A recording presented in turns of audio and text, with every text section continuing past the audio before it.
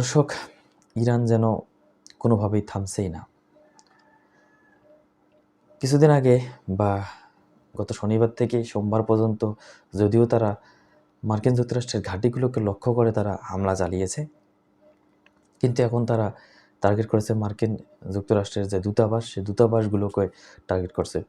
মধ্যপ্রাচ্যের যে সমস্ত দেশে যেখানে যেখানে মার্কিন দূতাবাস রয়েছে এবং পাশাপাশি সামরিক ঘাঁটিও আছে বা নৌঘাঁটি, বিমান ঘাঁটি, সেনা ঘাঁটি, যেখানে যেটা থাকুক না কেন, তারা সবগুলোকে টার্গেট করতেছে।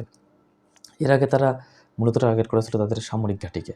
এখন তারা মার্কিন যুক্তরাষ্ট্রের যে রাষ্ট্রদূত যেখানে থাকে, অর্থাৎ দূতাবাস, সেখানে তারা হামলা করতেছে। মার্কিন যুক্তরাষ্ট্রের যে হামলা করে তাদের নিজের দেশেই ডোনাল্ড ট্রাম্প বর্তমান চাপের মধ্যে পড়ে গেছে।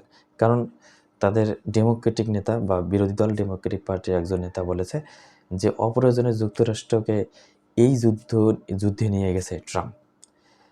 তিনি আরও বলেছেন ইরান ইসরায়েলের জন্য হুমকি, কিন্তু মার্কিন যুক্তরাষ্ট্রের জন্য না।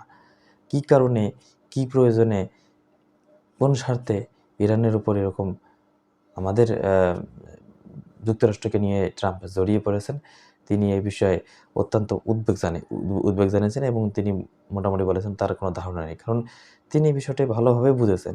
তিনি বুঝেছেন যে আসলে ইরান ইসরায়েলের জন্য হুমকিস্বরূপ, কিন্তু আমাদের জন্য তো না। তার কথাটা তিনি সম্ভবত ঠিক কথাই বলেছেন। কারণ ইরান সবসময় ইসরায়েল বিরোধী, কিন্তু আসলে মার্কিন যুক্তরাষ্ট্র বিরোধী না। যদি যুক্তরাষ্ট্র এখানে না আসতো,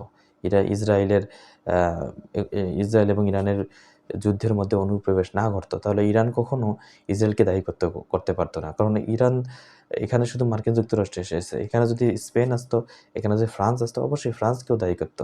ইরান অবশ্যই বিনা কারণে অন্য কোনো দেশের উপর হামলা চালাবে না এবং এটি ইরানের ইতিহাসে নেই এবং ইরান এ ধরনের কাজ করে না এবং অপ্রয়োজনে একজনকে দোষারোপও করে না।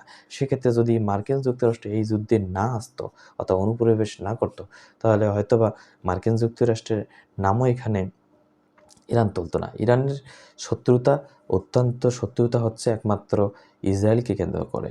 ইসরায়েল এবং ইরানের মধ্যেই যুদ্ধ হবে।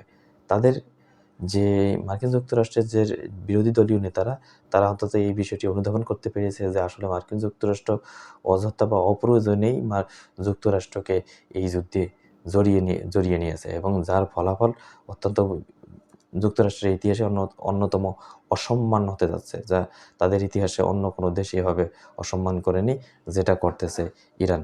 দর্শক, এই মন্তব্যে আপনারা কি মনে করেন জানিয়ে যাবেন। ধন্যবাদ।